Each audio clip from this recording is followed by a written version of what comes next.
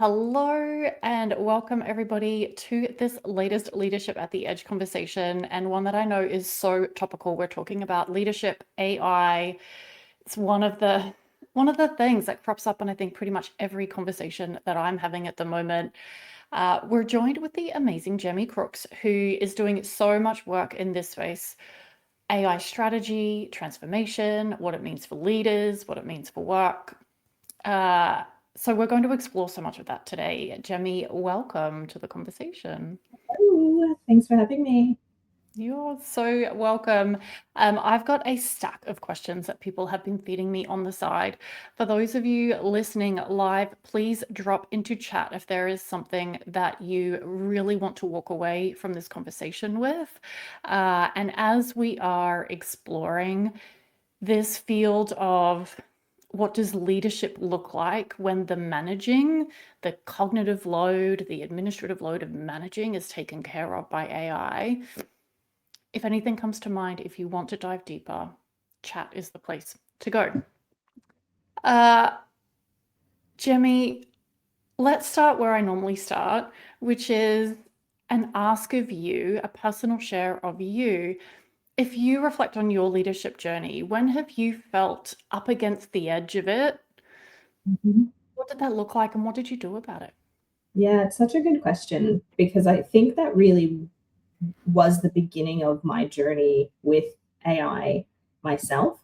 So it was 2022, 2023. I worked a very senior corporate role. I led corporate strategy for a big uh, executive search and advisory practice, and 145 consultants across 16 countries, every time zone you can imagine, was responsible for a lot.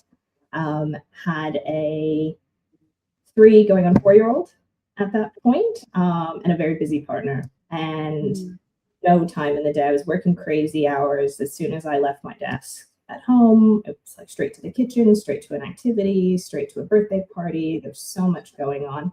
And this thing called ChatGPT kind of dropped on all of us.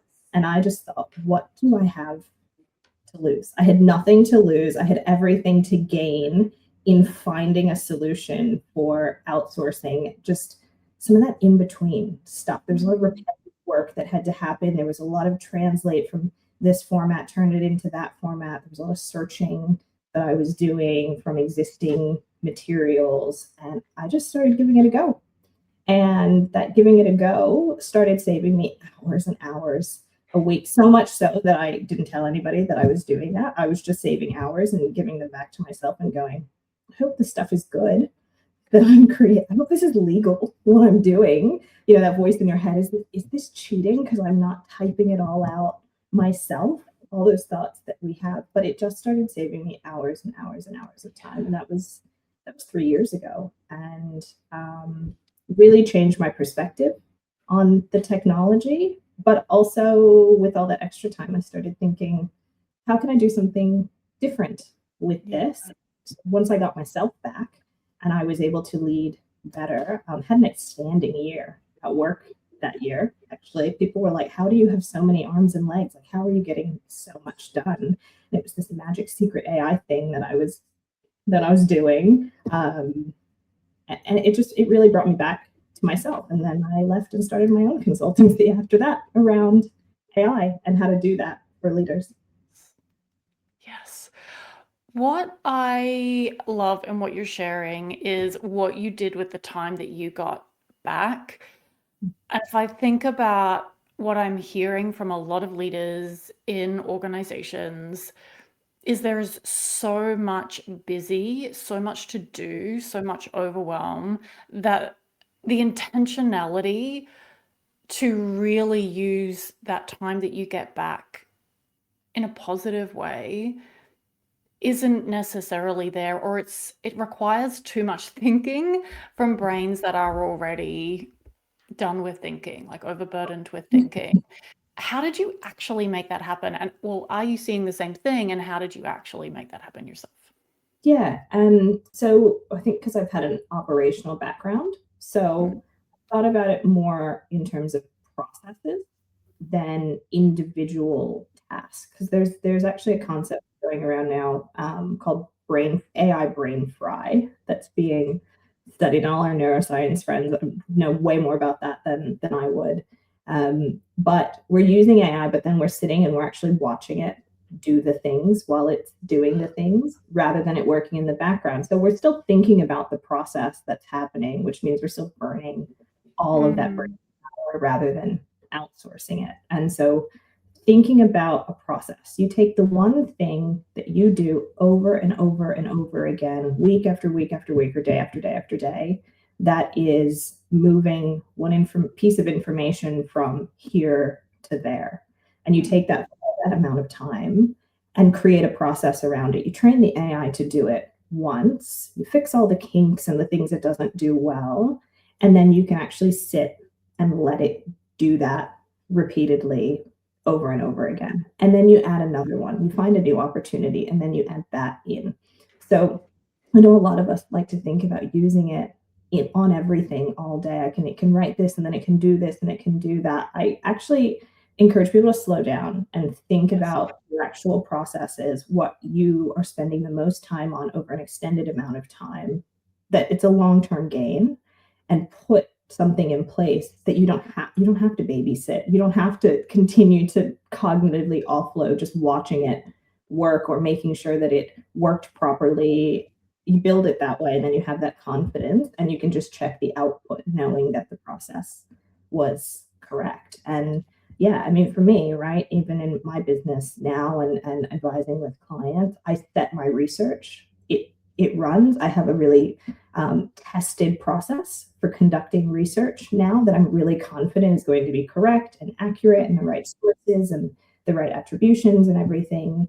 And so while it does that research, it takes about 15, 20 minutes. I go take a walk rather than the hours it would take me. It only takes it 20 minutes, but I get to get a little bit of my humanity back in my day while it does the work because I'm confident in the output that it's going to generate. Mm. So you're giving it discrete tasks, one at a Mm, time. You're clear on what that process looks like. You've got systems in place to check. So a human always checks or approves whatever comes out the other side. I love this AI brain fry language. I don't love the fact that it's happening, but I can relate. And it does feel like it's doing it. How long is it going to take? I'm going to sit there and watch like the little sparkle that happens in Claude or whatever system you're using, rather than Sitting the little razzle working. dazzle. Rather than going, okay, that is happening. I get to go and do this other thing. So maybe that brings us to a question around what is the difference between managing and leading? So Mm. this is related in in some way. How would you define those? Yeah, I think in the community and space that I work in, it's all about AI not replacing managers. It's replacing the managing and what we've defined managing as, which is giving instruction, deploying processes, and then checking up on, every step of that and creating materials. We've created all of doing, and a Mm, lot of that doing in the modern workforce, right? Especially white, in a corporate office setting, or even small business setting, mm, it's computer work and it's work that we created for the sake of using computers. And now we have these amazing little bots that live in the computer that can take that doing back. And so, like, the definition of leadership really is inspiring people, thinking critically, applying judgment, and making really tough decisions from your gut, from your expertise, your years of experience, from things you've read, conversations that you've had. It's not just about sourcing the information and then presenting whatever it is. It's the next step you take with that information. And it's how you bring people into that process as well, how you bring clients into that process, how you bring into that process. It's what you do, how you act, what you say that inspires them to want to be a part of your business, a part of your mission on any project that you're on or initiative that you're leading, and AI gives us the time back when done well. Good AI done well, governed well, does give us the time back to go and actually get to doing the leadership. I feel like we're so busy in the managing and the doing that the end bit that's the most important we don't actually always have time for, and that really falls down, and you see that a lot, where we're just so busy running around that the actual conversation at the end that brings it all together is like, oh, I'll just send an email. We don't actually need to, have 3 meetings about that. But the meetings is what we should be having. That's the part where we connect with other human beings, and that's what makes us unique. And we bring people into the process, and we get to be creative and collaborative. Like that's being a human leader. Whereas we can let all the other doing and generating and moving of pieces from here to there just happen in the background. Yes.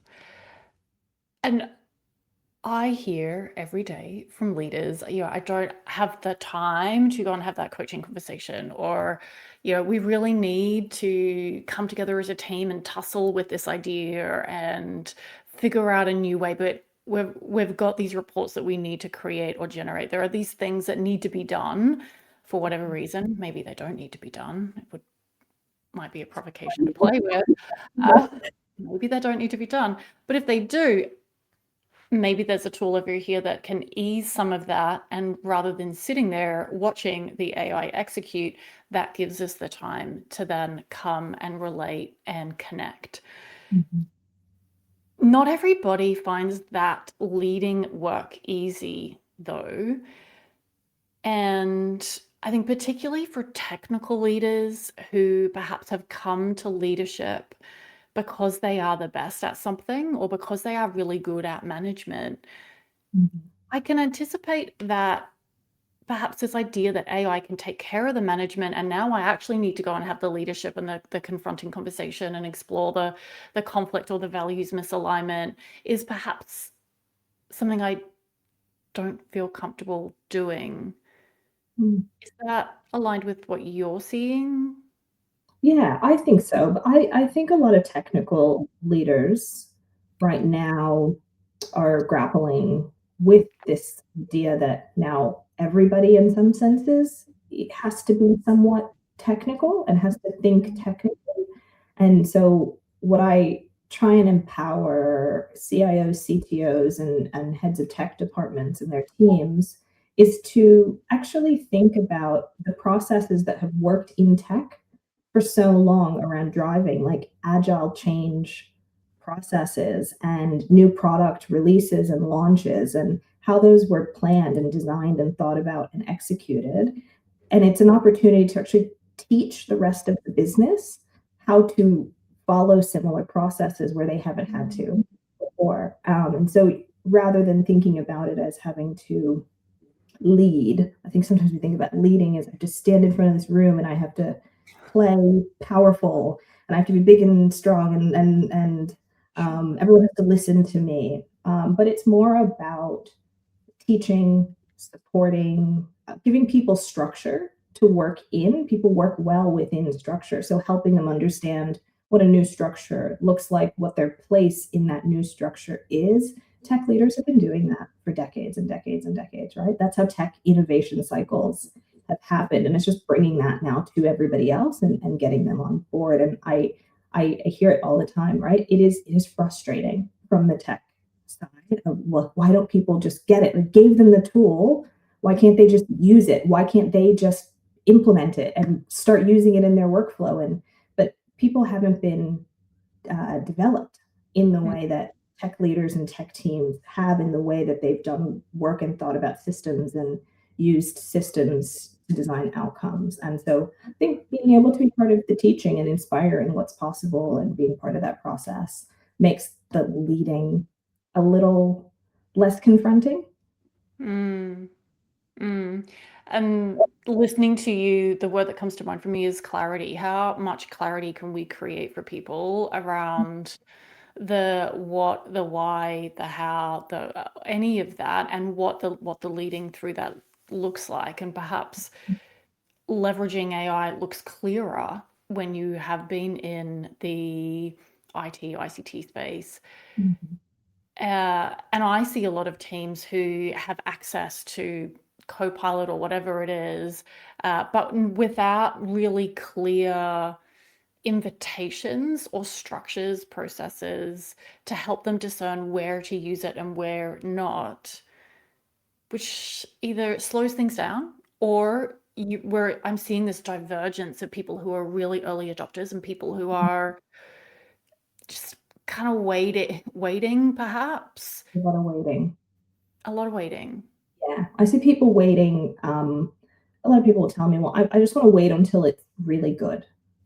I want to wait till it's perfect and it's ready for me to use. And I think there's a misunderstanding about this transformation era that we're really going through. We don't know what the end goal of this technology is. We don't have a defined endpoint. No, nobody does, and that's part of the what we talked about earlier in our conversation. The unknowing is a Yeah. big part of the challenge. There's a lot of unknown and there's a lot of unknowing and waiting, right? Every other tech that we've gotten has been this you just deploy the software and it's on the system and I log in and I learn how to use it. And then over time, I'll kind of just get better at what buttons to click. And it's sort of a single functionality, whereas this is so much bigger. It can do so much. And now it does things we can't even see it doing, which is terrifying, right? And it should be terrifying, right? It's doing things back there, and I don't get that, and I don't understand that.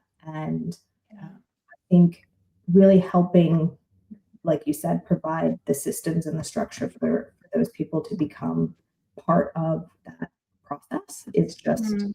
critical. It's the most critical thing leaders can do right now to drive this safely and effectively. And I always talk about there's so many different personas in this process as well. If you ask my tech friends, they'll tell you there's the leading edge and then there's the laggards. And I actually don't think about it that way at all. I don't think about it as a curve or even a spectrum. I think about it as a circle and a flywheel, and you have different personas around that flywheel. So, of course, you have your real visionaries who are like myself, they're your shiny object people, right? We're going to go find the newest, shiniest object and test all the new tools. They're going to create an enormous amount of value in any organization for leading the way and the path that we should follow. But we also create a lot of risk in organizations because we're probably the first ones to go and try a new tool that hasn't been allowed by the higher authority on things yet, right? And on the other side, you have what I call your guardians, and they're going to be your standards of risk and safety, your stewards of following the process that's been set. But they need to be part of the conversation because as much as they slow the process down, they actually make it safer.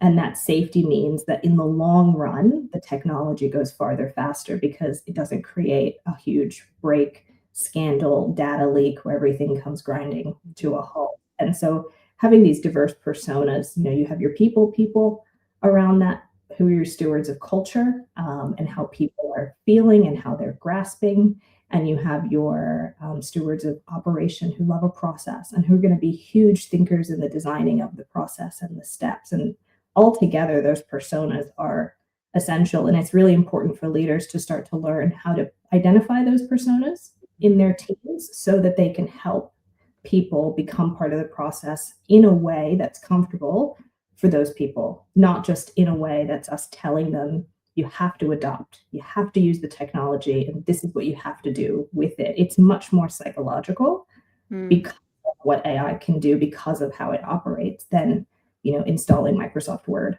on your computer and opening a document and starting typing. It's completely different. Yes, very, very different. And I think for anybody watching this, the invitation here is to pause and look around you. Who are the Mhm, visionaries? Who are the early adopters? Who's the person who's playing with all of the things? mhm, Where are your guardians? Like, who's that person? Maybe they sit in legal and risk, maybe they don't. mhm, Who's saying, hey, have we thought about what about this could happen?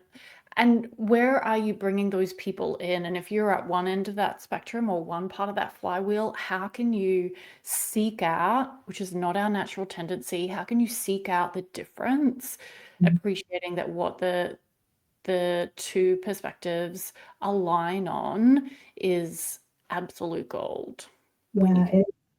and for leaders, for ourselves to figure out and recognize where are we coming from. So am I, excuse me, am I starting from a place of risk? Am I actually a guardian? And that means that I'm asserting a level of skepticism and worry and risk averseness on my team because of my natural disposition. Am I then, does that mean I'm stifling the visionaries on my team who could actually help me understand Yeah. what this roadmap could look like and where that could go? And of course, I want to protect the standards, but maybe I go and find that um, operational person who can help me now put some process, some steps around this, right? Meet me halfway between myself and the visionary.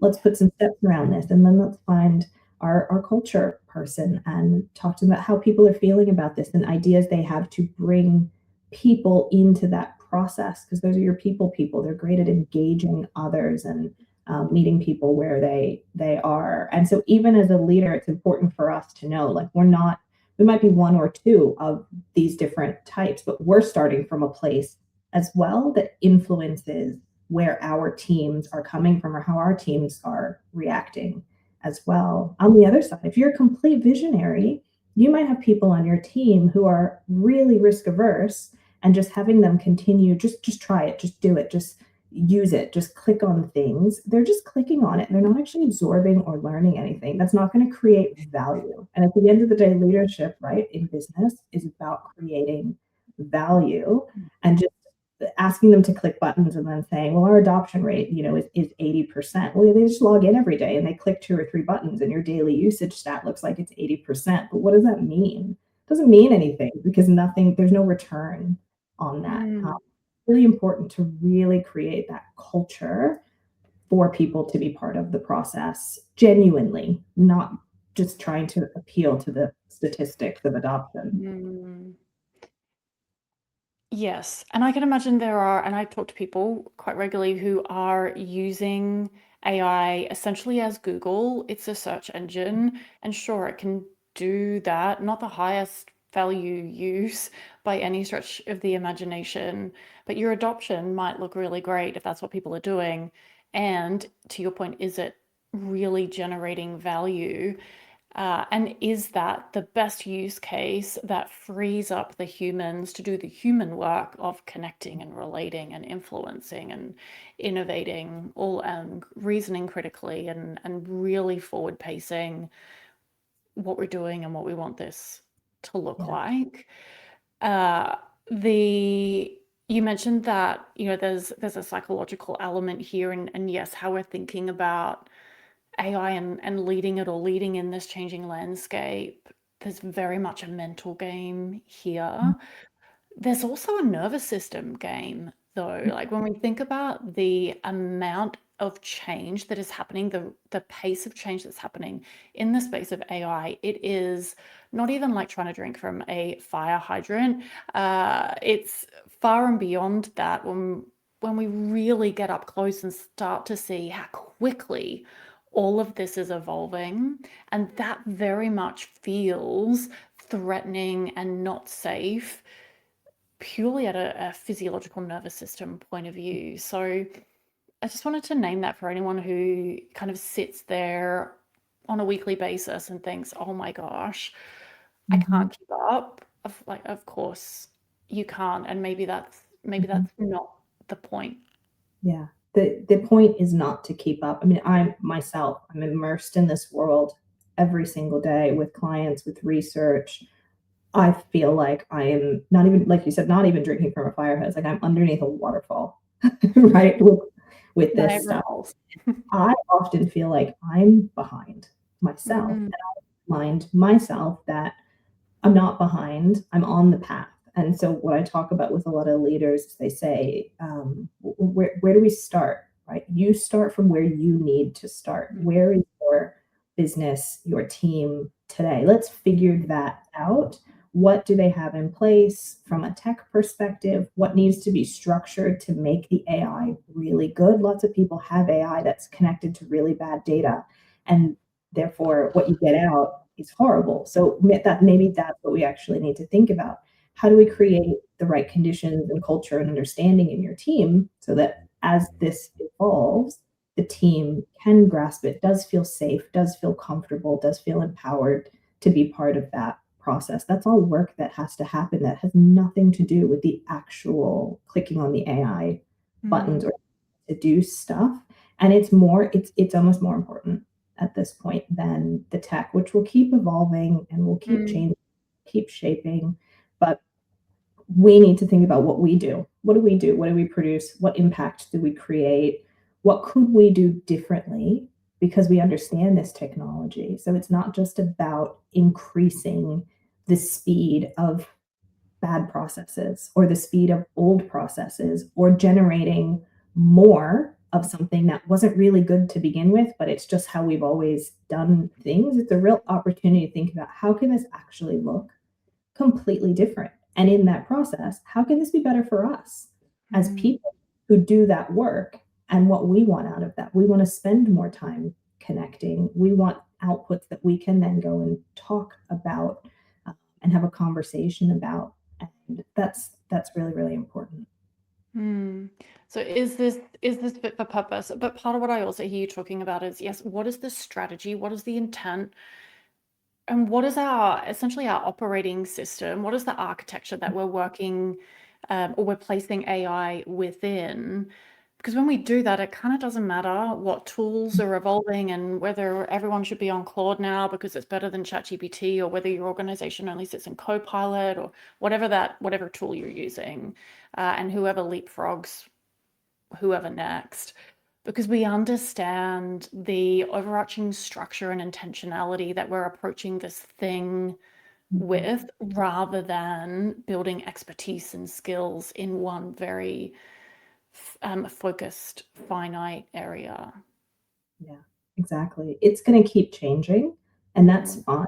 If we just have a base understanding of how it works, what it does, but where we want to go with it. What do we want to do differently? And then yeah. apply what's available to that. We don't have to be able to do everything, right? I work in the AI space and I don't code software because I don't need to, right? I can build dashboards and I can, build chat tools, but I'm not creating, AI tools for sale for implementation inside of businesses because I don't need to, because that's not my goal. So yes, I feel left behind in that space in some sense, but it's a decision I've made that that's not the direction that I need to be going in. And so we can all have different directions. We can have different impact that we want to make, different needs that we have, and we're all starting from different places on Yeah. this as well. So I always just say, just get on the path.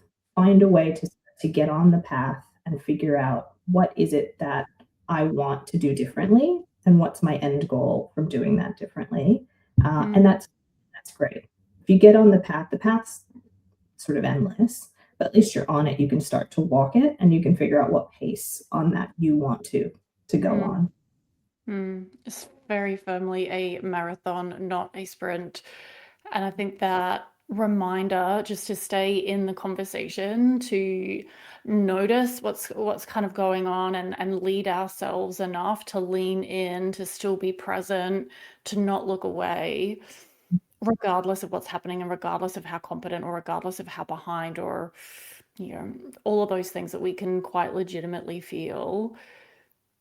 Stay engaged, stay curious, Mhm. and play an experiment. I think the people that I see getting the most value, not the most uptake, but the most value, are the ones who are genuinely curious.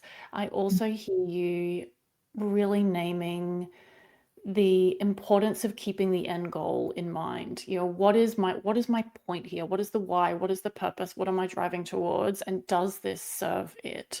And Mhm. that is such a powerful muscle in leading ourselves as well as leading a team. Mhm. And AI in many ways is the latest shiny object to challenge our ability to be focused, hold the destination, and be loose about the journey that it might require us to get there. Yeah, 100%. And that, yeah, that shiny object situation, right? I go in and I speak with a lot of organizations and their leaders, and they maybe were very interested in the leadership aspect of things Yeah. early on, but then all these tools dropped, and they've said we have to use our resources for tech training and tech adoption and Mm. getting everybody using, because we have to get the most value from this investment that we've made. But inevitably, everyone comes back to the leadership development, Yes. because you can put those tools in place. But what is more important is everything we've spoken about is creating the environment and the momentum and the inspiration and the influence for everyone to actually want to sustain that process. Mm. Leaders are critical in doing that and doing that successfully for the business outcome, but also, as you said, for the mental health, the nervous systems, the safe psychological safety of their people. There's very much two sides to it that leaders have to be able to thread in this, and it's hard. It is genuinely hard. If it feels hard, it's because it is hard. It's a unique set of combination of skills that we have to flex together that there was no preparation for. And that's really real. And I think just sometimes, even for people just hearing that and going, oh, okay, everyone seems like they just get it. Everyone just gets it. They just AI things and they just get the AI.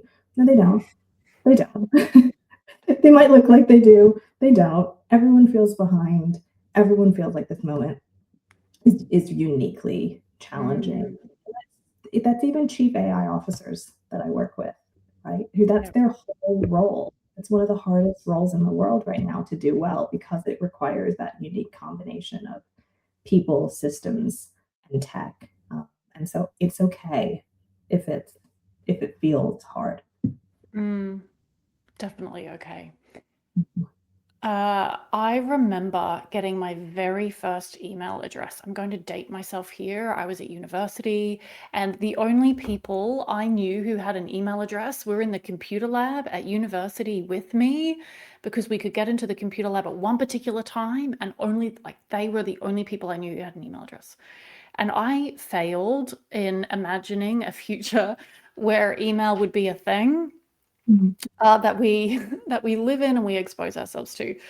But I often think about that very beginning of the technology or the system that is email, and where we have landed now, a couple of decades later, when it is so normal to have it everywhere.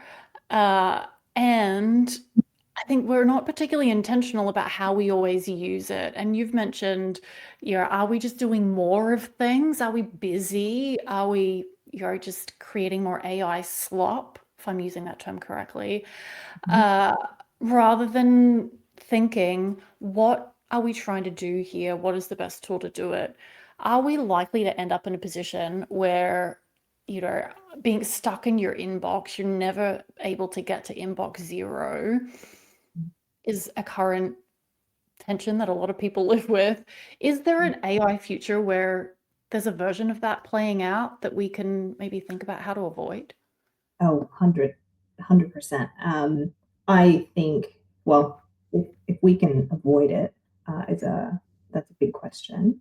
Mm. Um, but we are in such early days of AI, like the AI we use now and the way we use it, like you said, with email, with, we used to play, what was that game where like Snake? Minesweeper and Snake, right? Like those used to be computer games. And like, look at what's available in gaming now and what that experience like. We couldn't have possibly imagined back then what that was going to look like today.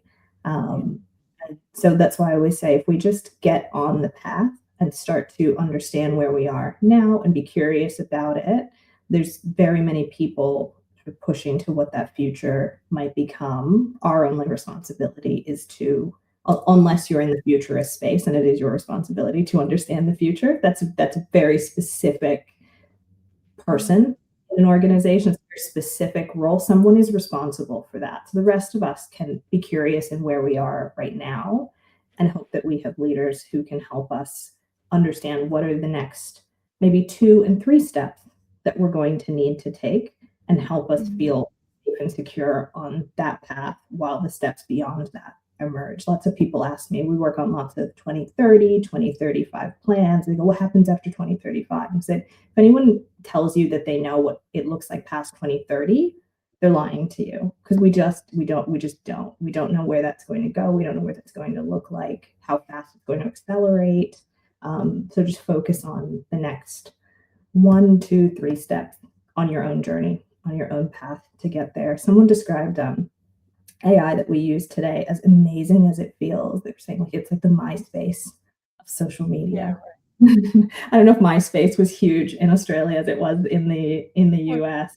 If you compare like where that was in terms of a platform to like what we have today with AI generated images and video editing and that type of stuff, you couldn't have imagined it or predicted it or done anything as just an individual at that point to prepare for what social media today. And so if you think about it in the same way, I think it's much less daunting to just go, let me just get involved in what I have in front of me right now and stay a little curious about what might be coming next.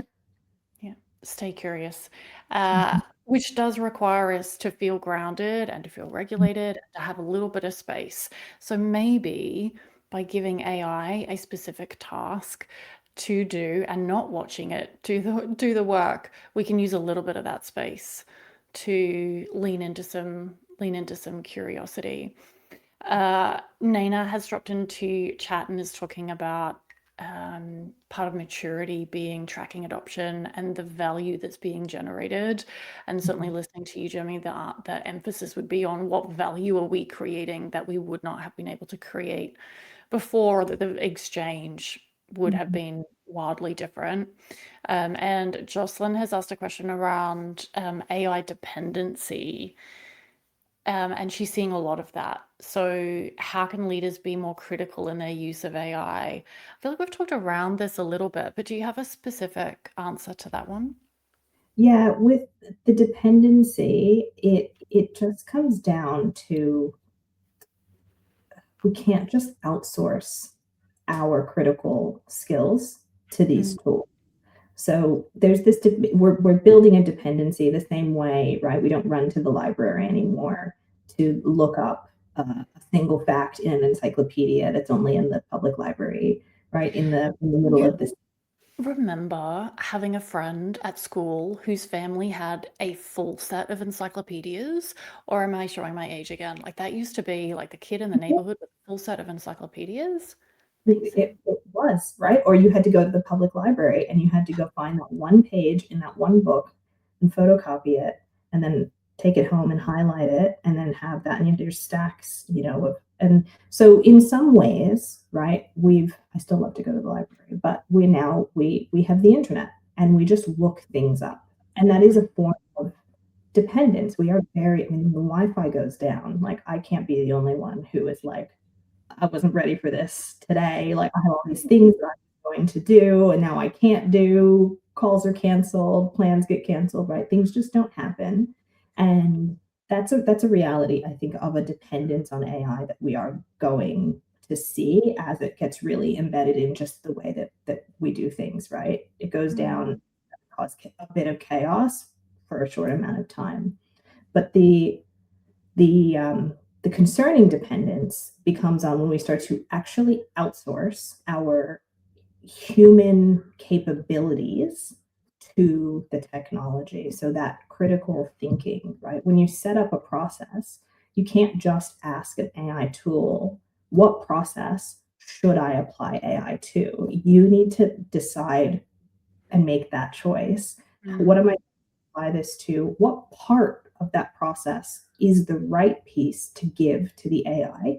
What parts of that do I need to keep because I either need to add creativity to that or bring some context and experience, or that's a really critical decision. I can ask it for options, I can ask it for all the background research, but it can't make the choice and it shouldn't be making that choice for you. Even when it acts on our behalf and agents go into our folders, we need to tell them what folders to go into, and we need to set up those folders in a safe way so that it's not just accessing everything. And so being able to do that, I think in a way keeps us from becoming too dependent on it actually doing the human things that prevent the AI slop, right? Because we've looked at it and we've gone, this is actually really bad. Like, this is a really bad LinkedIn post. This is a really bad report. This doesn't sound like me.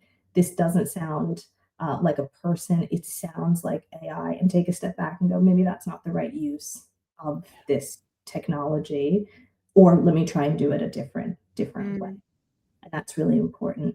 I get asked a lot about young people coming Yeah. in the workforce and what happens if they don't develop the skills and expertise that sustain a legacy of leadership in any organization going forward, right? If AI just does everything for them and they're so dependent on it doing the thinking and outsourcing the expertise. And that's where development is critical. When you're working with younger people, you have younger people coming through, helping them to stay curious, to understand how you build expertise for when the internet goes down. And they can do that, to sit with you, the apprenticeship coming back and spending time with leaders, having conversations and understanding like how two people have a leadership discussion, how decisions get made, letting them observe that and be part of that, teaching them those skills that existed before all this technology was in the workday every single day will help them become experts.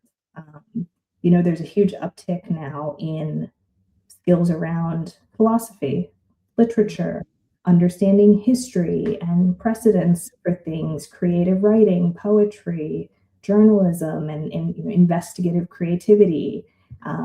All of those can play such an important role in creating experts and limiting dependence. And then we just, become dependent on the tech to do the stuff in the way the internet does the stuff, Google does the stuff, but Yeah. not sourcing our unique human capabilities and knowledge and all of that too.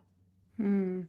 There's a real place here for reverse mentoring in terms Mhm. of people coming through without having had that apprenticeship, and also people later in their career who very much have, who perhaps could uh, really get a lot from leaning into AI and tools in a very different way. I think there's so much potency and power there. Mhm. And the re-engineering of the education and university system is also really exciting. Like, we used to uh, do philosophy. Like, Socrates wasn't asking, how do I, put these things together to create this other thing? He was thinking, well, what does it mean to be human? And what does thinking look like? And why am I, leaning towards this, not that? It's those very human skills and capabilities. A resurgence in that would be amazing. I am biased. I do have an arts degree, Yeah.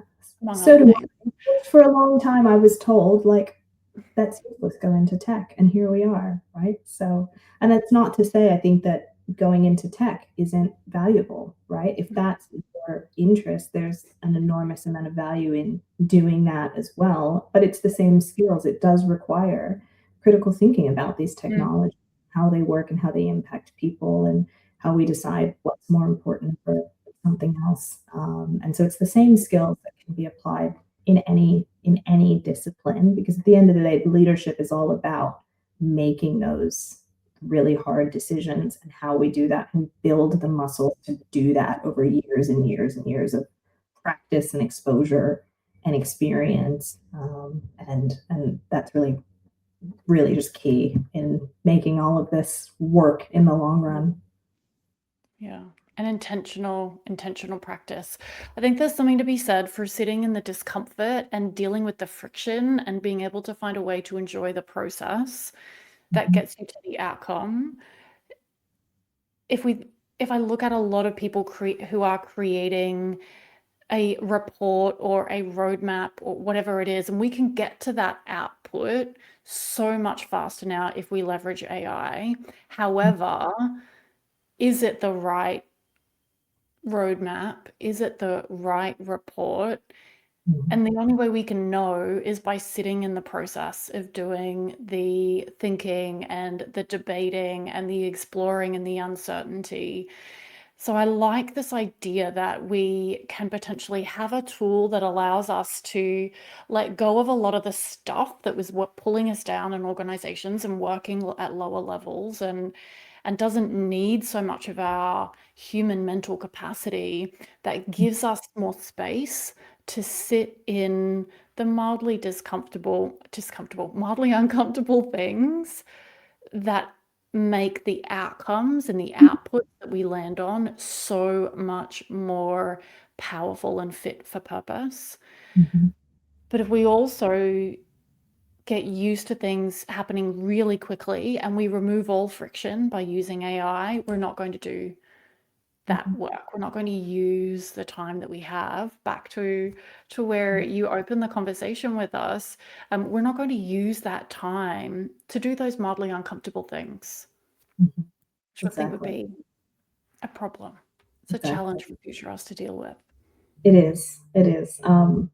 It's for people like me to deal with right Yeah. now and create the right guidance so that we get to the right place in that future. And it's something that I love. I just love to do. I love to think about where this could go, good and bad, what we need to be doing to get there. But yeah, I think for everybody else, be in your day to day and enjoy that time that a little action gives you back and what you use Mm, that for, and how much time you can get back. And in a business sense, it's not just all about, okay, I save time, I reduce wages. It's how much more impact can I create? Is that impact for myself, for my team, for my clients and customers? What can I do that actually creates value from yes. it, not just more stuff, and incorrect stuff because it's super biased and it tells you what you want to hear. And that's a whole discussion for another day. It really is. Uh, and that speaks to our bias towards adding something rather than taking it away.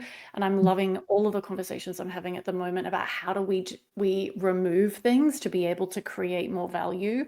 So counterintuitive and so powerful.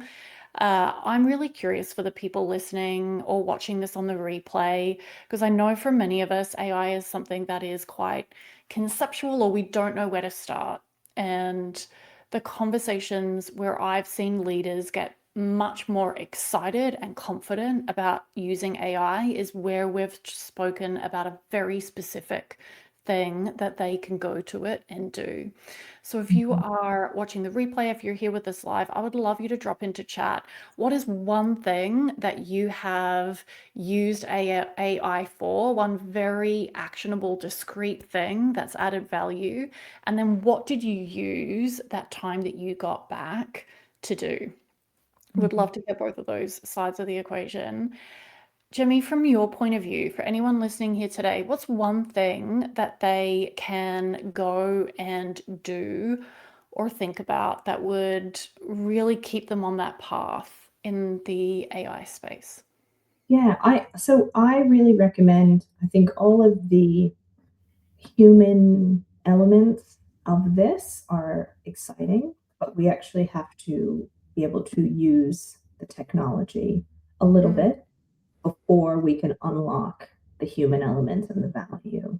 So there's many free courses on any of your preferred tools. I'm completely tool agnostic. I try not to play the game of one versus the other. But any platform of your choice now have launched completely free courses that you can go and sign up and take. And they're very approachable. They're not about the tech and the tech specifics. They're not about coding. They're just about how to get started, how to ask the right questions, how to set it up, how to connect things, systems. And I just encourage people to use those free resources because they're developed from a good place, um, and just start to learn and start to be curious and move in that direction wherever that starting point is for you of that learning and learning how to engage with the technology. I always say and try and leave people with, regardless of your feelings on AI and all of its impacts and its impacts on people, its impacts on environment. I share many of the same sentiments, and I do this work because I want to have that impact on this going in the right direction. You can only have a qualified opinion and make a difference if you can articulate why. And so being able to do that means starting to learn and being able to understand how it works a little bit so that you can ask the right questions and help move it in the right direction and make the right decisions and influence people in the right way. So just start the tech and the tools through the very many free resources that are available from the platforms themselves. Hmm. Such a practical thing to lean in and do. And yes, completely tool agnostic. I think that is it's important to play with a range of things. Now, something that came to mind as you were speaking as well is this idea that everyone's going to be different and we can have conversations with people about what that looks Mhm. like. So be curious, stay in the conversation, not all day, every day, but maybe carve out a little moment, a little habit or routine for yourself. Because if you're not part of the conversation, if we haven't had an opportunity to test and play, then it is very hard to influence where this thing goes, and it is definitely going at a rate of knots. It is. It is definitely the thing. Thank you so much for joining us, Jemi. It has been so valuable to have your insight and your expertise. Jemi and I will be keeping an eye on the comments for the next little while. So if you are watching the replay coming to us a little bit later or here live, please drop something below if you have a question or an insight, and we will come back to you there. Thank you so much for joining us. And I really hope you have one idea to take away where you can leverage AI to create more value in your work, but also in your life, remembering that we are striving to create an experience where we love our work, but it also loves us back. Mhm. Nice. All right. Have a beautiful day, everybody. Thank you.